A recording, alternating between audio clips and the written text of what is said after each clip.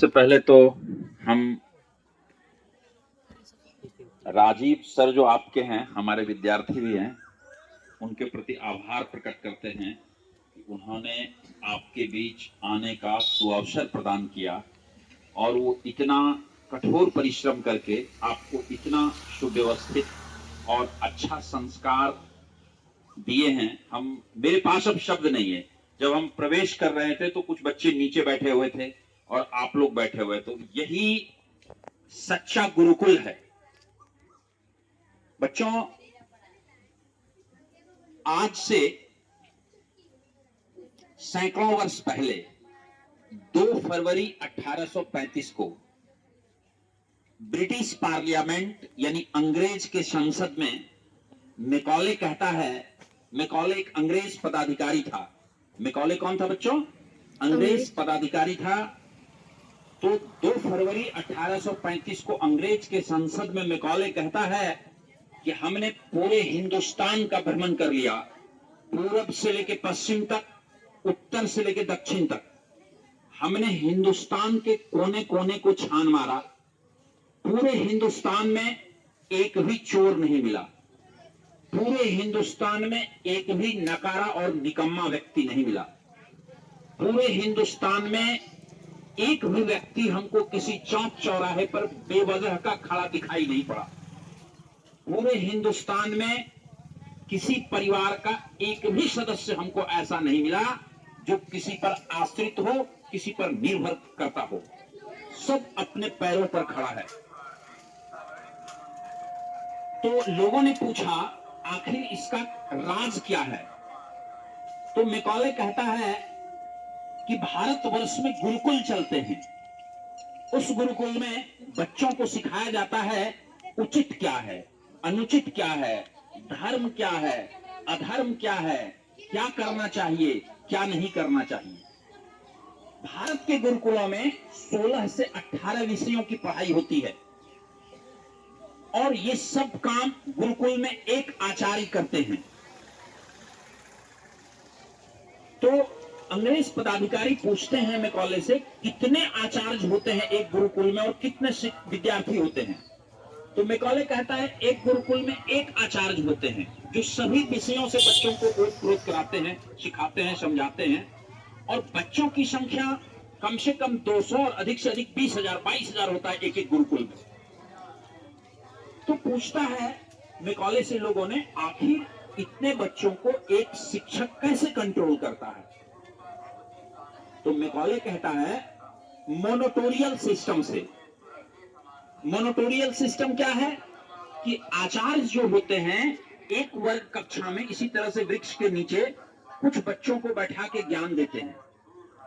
मान लीजिए 50 बच्चों को आचार्य ज्ञान दिए, तो जो बात 50 बच्चों को पढ़ाते हैं, उस वक्त की मेरी शिक्षा व्यवस्था कैसी थी? तो 50 बच्चों का ज्ञान और आचार्य का ज्ञान यानी बच्चा और गुरुजी का ज्ञान समान हो जाता है। उसके बाद वो 50 बच्चा या 100 बच्चा अलग अलग वर्ग कक्षा को अरेंज करता है और इस तरीके से पूरे गुरुकुल को मॉनिटर किया जाता है। तो अंग्रेज के संसद में मैकॉले कहता है कि अगर इस देश को लंबे समय तक गुलाम बना के रखना चाहते हैं तो इस सिस्टम को नष्ट कर देना होगा। इस सिस्टम को क्या करना होगा? खत्म कर देना होगा। तो उस दिन अंग्रेज के संसद में चिट्ठी ड्राफ्ट हुआ कि भारतवर्ष में, चूंकि हम लोग गुलाम थे बच्चों, उस समय हम लोग क्या थे बच्चों? गुलाम थे। गुलाम समझते हैं ना? अंग्रेजों ने मेरे देश पे कब्जा कर लिया था। तो अंग्रेजों ने अंग्रेज के संसद में एक चिट्ठी ड्राफ्ट किया और वो भारत भेज दिया कि भारत के गुरुकुलों को समाप्त कर दिया जाए, भारत के गुरुकुलों को नष्ट कर दिया जाए। तो जब देश गुलाम था, अंग्रेज का चिट्ठी आ गया, तो उसके पदाधिकारी उसको पालन कराना स्टार्ट किए। तो जैसे मेरे जैसा जो जिद्दी मास्टर था, आपके राजीव सर के जैसा जिद्दी मास्टर था, बंटी सर हैं, और भी लोग जो जिद्दी शिक्षक थे वो नहीं मानते थे, तो उनके दोनों हाथ को काट दिया जाता था, यानी मजबूर कर दिया गया।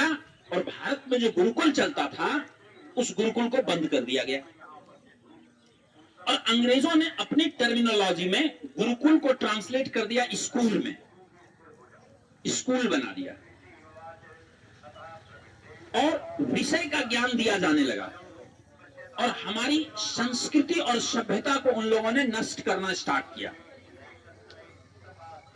मैकॉले कहता है एक बार कि हमने भारत की शिक्षा व्यवस्था को ऐसा डिजाइन किया है कि भारत का पढ़ा लिखा व्यक्ति शरीर से तो भारतीय होगा लेकिन उसका आत्मा अंग्रेज का हो जाएगा।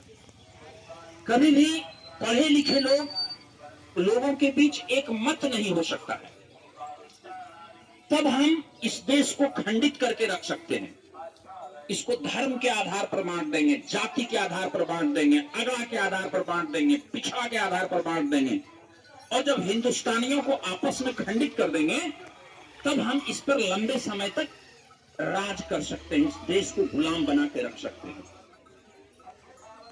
आज जब हम आपके बीच उपस्थित हैं तो हमको वो गुरुकुल दिख रहा है। जिस तरीके से आप लोग जमीन पर बैठे हैं, ये तो छत के जमीन पर बैठे हैं, नीचे बच्चे मिट्टी पर बैठे हुए भी हमको दिख रहे थे और इतने आप अनुशासित हैं कि जिसकी कल्पना नहीं की जा सकती है, अकल्पनीय है।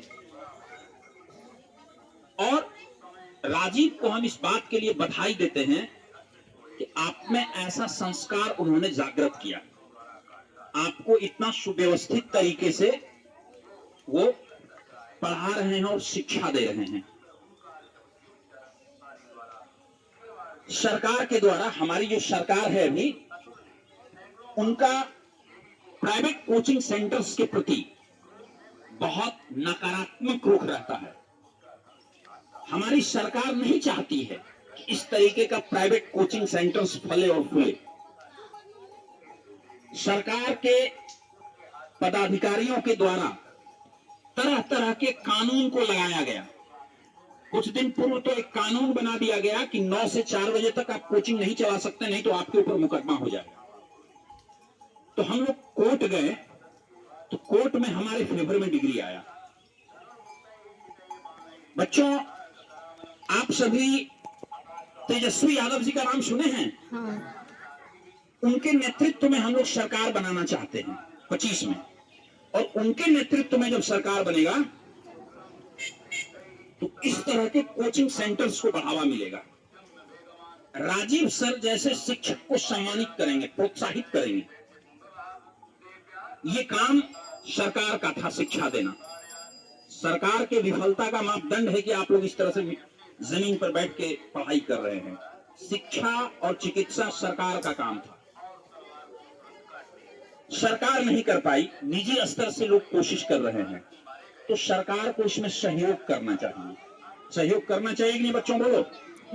आपको सर अच्छे से पढ़ाते हैं ना? हाँ। एक ही सर कई विषय आपको सिखाते हैं? हाँ। सिखाते हैं कि नहीं? हाँ। हम सरकारी शिक्षण संस्थान के विरोध में नहीं हैं, लेकिन सरकार की उस मानसिकता के विरोध में है कि जो इस तरह के शिक्षा व्यवस्था को कुचलना चाहती है। समझ पा रहे हैं बच्चों? विशेष बच्चों, आपको एक बात और कहना चाहते हैं। 3 रिश्ते ऐसे होते हैं जो कभी आपसे ईर्ष्या नहीं करेंगे। वो 3 रिश्ता कौन है जानते हैं? माँ, पिता और गुरु। जैसे राजदीप हमारे विद्यार्थी हैं, तो हम जब इस परिसर में आए तो मेरा सीना गर्व से ऊंचा हो गया। हम खुशी से फूले नहीं समा रहे थे, हमको लगा कि मेरा विद्यार्थी अच्छा काम कर रहा है।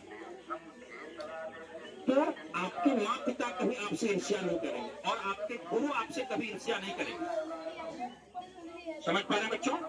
माँ, पिता और गुरु, ये तीनों कभी भी आपसे ईर्ष्या नहीं करेंगे।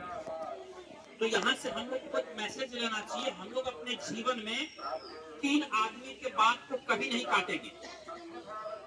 किनका बात नहीं काटेंगे? माँ का बात, पिता का बात और गुरु का बात। ये तीनों जो भी कहेंगे, आज के बाद हम लोग इन तीनों के बात को मानेंगे। समझ रहे हैं? किनकी बात हम लोग मानेंगे आज से? माता, पिता, गुरु। माँ का, पिता का, गुरु का। ये तीनों जो भी कहेंगे लोग आज से मानेंगे ना? यस। ये तीनों से ज्यादा करीबी आपका इस दुनिया में कोई नहीं हो सकता। और भी करीबी होंगे, उनको आपसे जलन और ईर्ष्या हो सकता है। माता पिता और गुरु आप जितना पढ़िएगा उतना वो अपने आप में बढ़ाने का प्रैक्टिस करेंगे। अपने जीवन में सबसे ज्यादा सम्मान किसका करना है? गुरु का। गुरु किसका करना है बच्चों? गुरु का गुरु का। बोलो, अपने जीवन में सबसे ज्यादा सम्मान किसका करना चाहिए? गुरु का गुरु का करना चाहिए। एक रेफरेंस बन गया कि सबसे ज्यादा सम्मान किसका करेंगे? गुरु का दूसरा बात, अब बोलते हैं दूसरा बात।